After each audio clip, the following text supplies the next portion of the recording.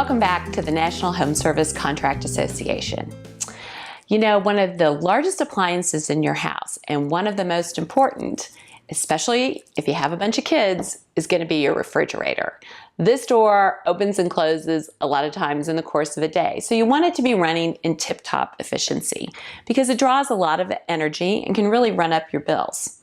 So one of the tips to make it run more efficiently and to make it last longer is to make sure that you clean out the grate that you see right down here at the bottom. That's where your airflow is.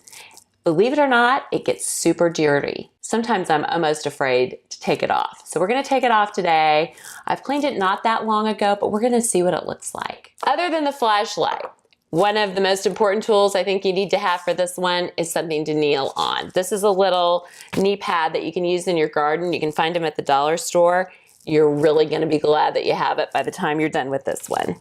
So, down on your hands and knees, all you have to do, there's two tabs usually on either end, is to push down and pop it off. So we've done that. And I'm gonna hold it up. You can see there's a whole lot of dust that just accumulates there just because of the airflow.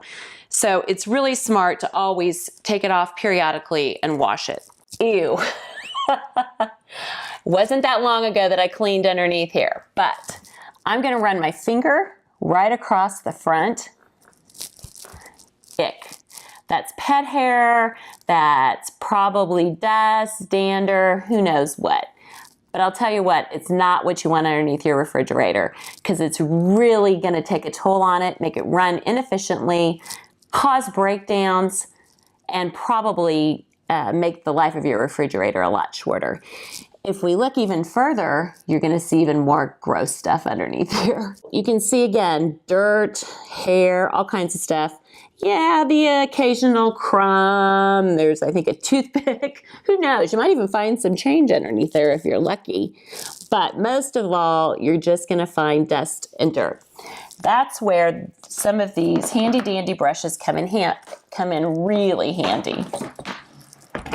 So we've got two different brushes, and you need to be careful because you really don't want to bend or dislodge any of those coils. So I'm gonna start out with this one. It's a little wider and a little more rigid than this one.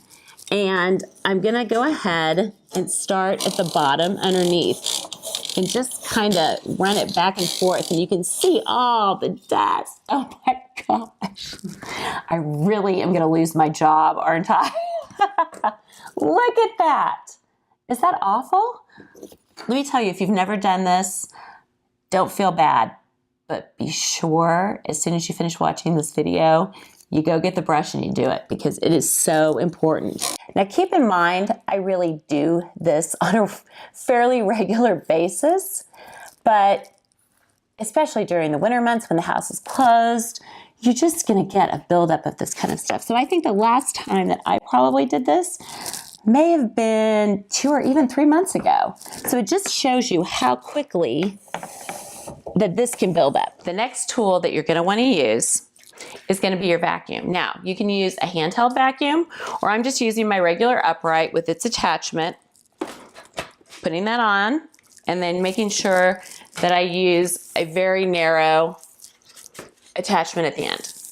So that'll allow you to get underneath and get any of the debris that's dropped. Now we're gonna have the extra treat of pulling the refrigerator out. For most refrigerators, and yours may be different, you'll have some screws or bolts that you need to loosen, which I've already done. And it'll have a pad that looks similar to this. Now be careful because this is actually insulation for the back of the refrigerator and you don't want to dislodge that. You're gonna see that you've moved some of that dust and debris, and there's also gonna be a fan blade back in the back that you wanna be very careful with. And as you can see, I'm kicking up a lot of dust off that fan blade. I suggest using your vacuum cleaner with the handle attachment so that you can get in there very carefully and suck out any of the remaining debris. Okay, so it's done. All you need to do is simply pop it back and you're done. Again, thanks for taking time to visit us here at the National Home Service Contract Association.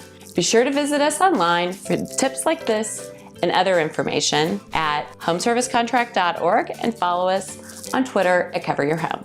Have a great day.